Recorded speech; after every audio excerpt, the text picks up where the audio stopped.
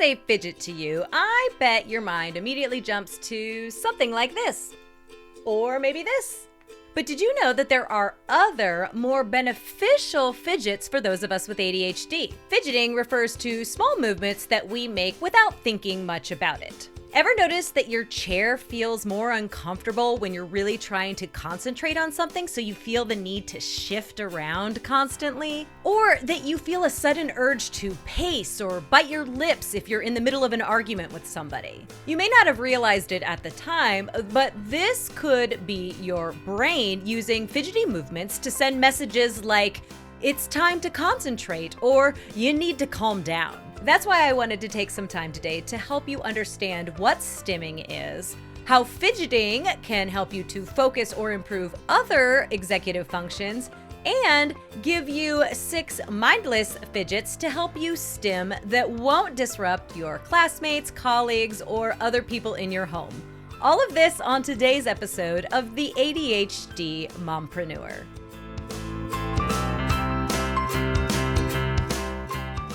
Can you just sit still? Why are you always wiggling? Do you see anybody else moving right now?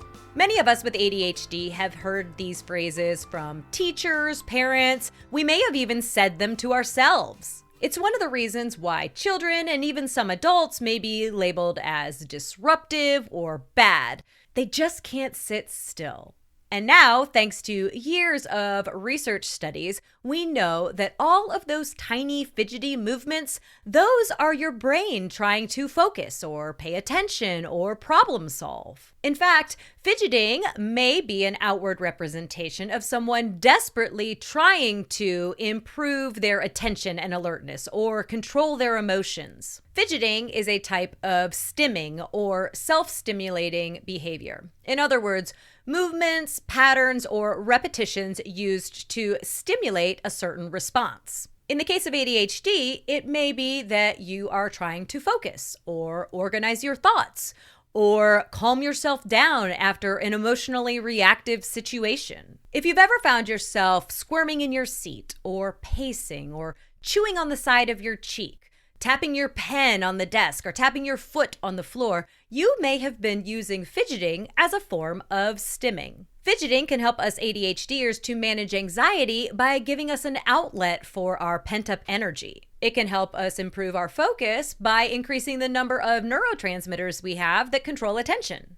And it can help to calm your nervous system because repetitive movements are a way that you can help to redirect energy from an uncomfortable situation to help relieve stress or frustration. Researchers have found that engaging in a fidget that doesn't disrupt somebody else, aka a mindless fidget, can greatly improve your attention and focus. A 2021 study from the University of Auckland in New Zealand asked adults with ADHD to undergo an MRI where they captured brain images while participants were asked to fidget. Researchers discovered that when fidgeting, participants' brains showed increased blood flow volume to the prefrontal cortex, which is the part of the brain that controls, you guessed it, executive function. And there you have it, a direct link between your inability to stay still and your ability to focus or pay attention or follow through. The key to tapping into the benefits of these fidgeting behaviors is to A,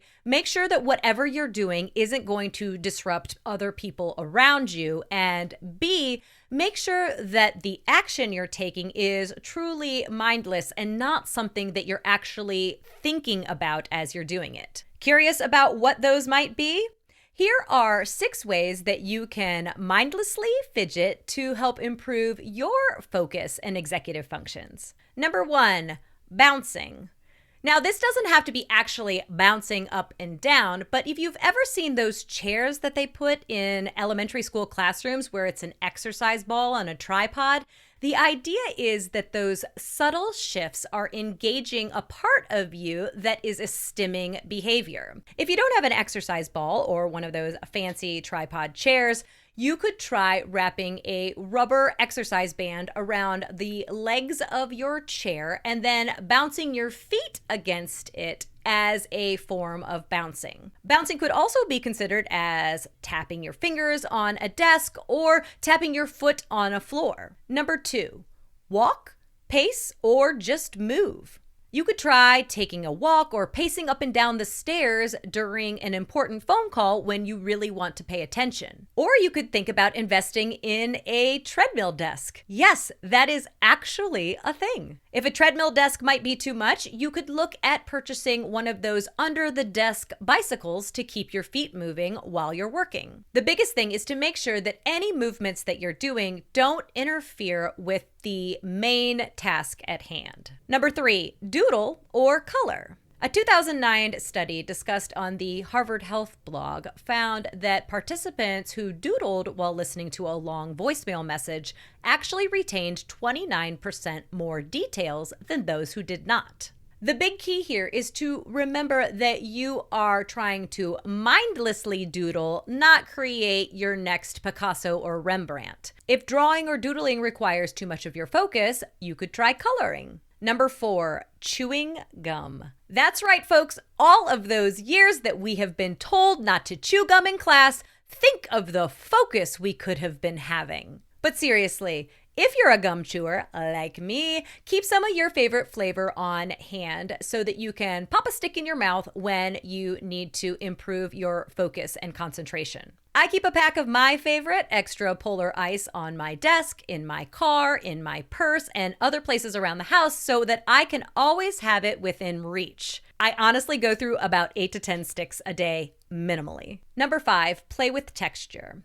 There's a chance you may have come across sensory strips at some point on the internet or on social media. They look like if a Band-Aid and a piece of sandpaper had a baby, and that baby can go a long way in helping you to relieve anxiety, improve your focus, and regulate your restless energy. If you aren't quite sure what a calm strip is, I'll be sure to link to it in the show description below.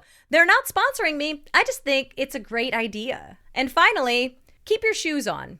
File this one under TikTok made me do it. But darn it, I am a convert. Psychologists believe that there is something about putting on shoes that tells your brain that it is time for action. And while I know that wearing shoes isn't exactly a fidgeting behavior, it is a form of stimming. And if you're a no shoes home, you could pick up a pair of shoes that could be your productivity pair, a pair that you would only wear while you're working, or you could buy a pair of slippers to wear at home that resemble shoes. Did you discover a fidgety behavior that you have today that you now recognize as a form of stimming?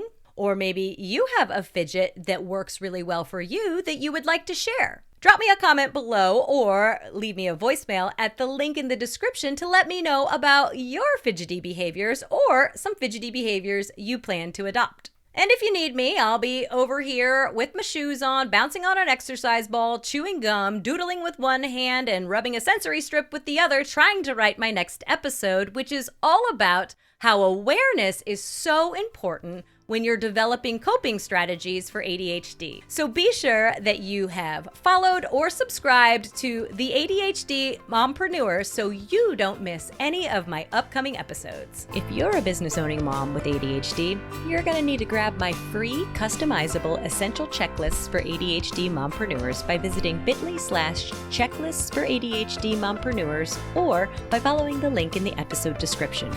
Do it now before you forget. Until next time,